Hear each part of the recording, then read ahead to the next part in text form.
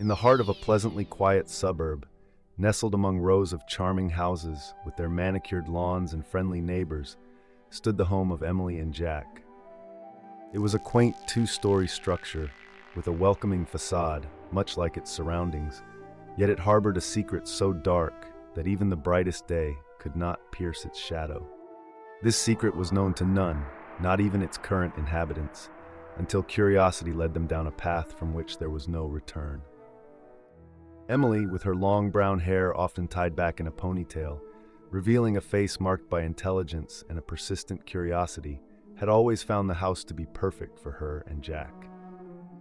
Despite its age, it had an inexplicable charm that had immediately drawn them in. Jack, ever the supportive husband, was more pragmatic, his short black hair and warm brown eyes a calming presence against Emily's adventurous spirit. Together, they were a formidable pair, balancing each other in ways they often didn't realize. One lazy Sunday afternoon, as Emily was sorting through boxes in the attic, she stumbled upon a curious anomaly. Hidden beneath layers of dust and forgotten memories was a small door, cleverly concealed within the wall.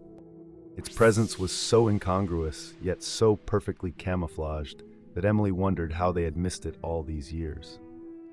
Her heart raced with the thrill of the discovery, and she immediately called for Jack. Jack's reaction was a mix of skepticism and intrigue. He joked about it being their very own Narnia door, but agreed to explore further. Together, they managed to open the stubborn, creaking door, revealing a dark, narrow staircase that spiraled downward, seemingly out of place in their otherwise cozy home.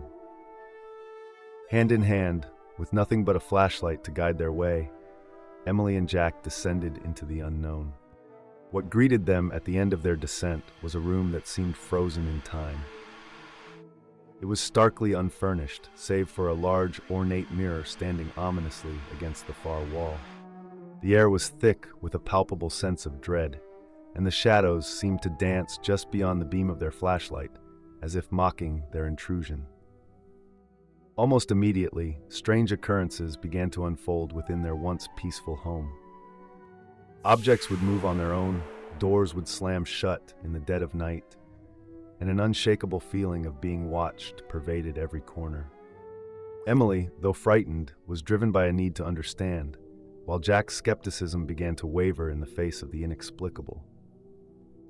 Their search for answers led them to the town's local historian, an eccentric old man who spoke of the house's dark past with a mixture of fear and fascination.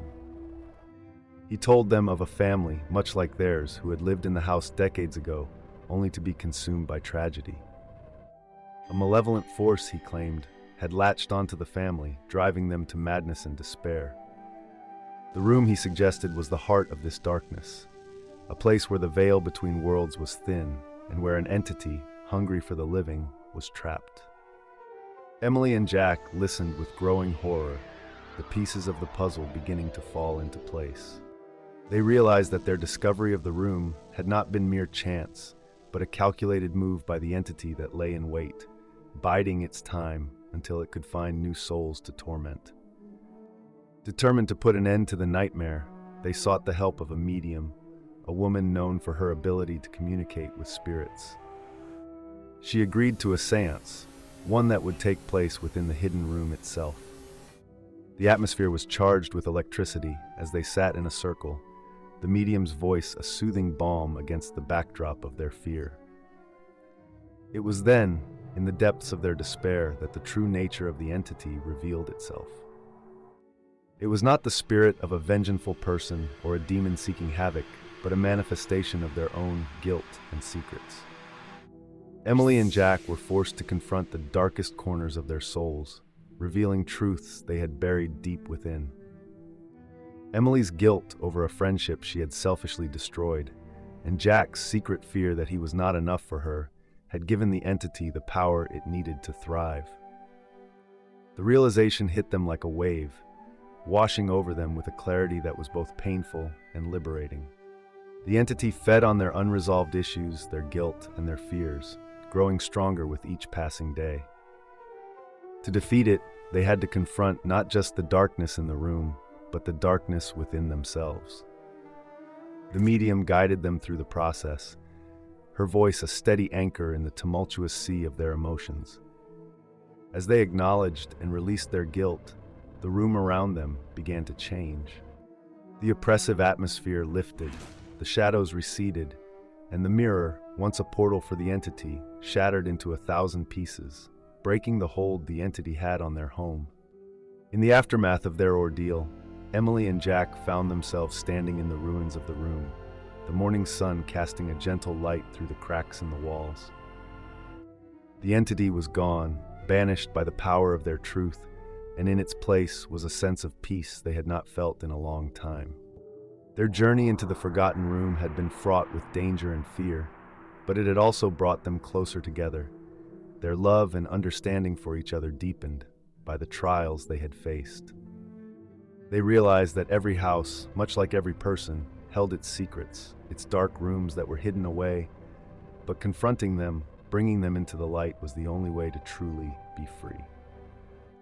Emily and Jack decided to seal the room once more, not out of fear, but as a symbol of their victory over the darkness, both within and without. They understood now that the forgotten room was never just about ghosts or malevolent forces.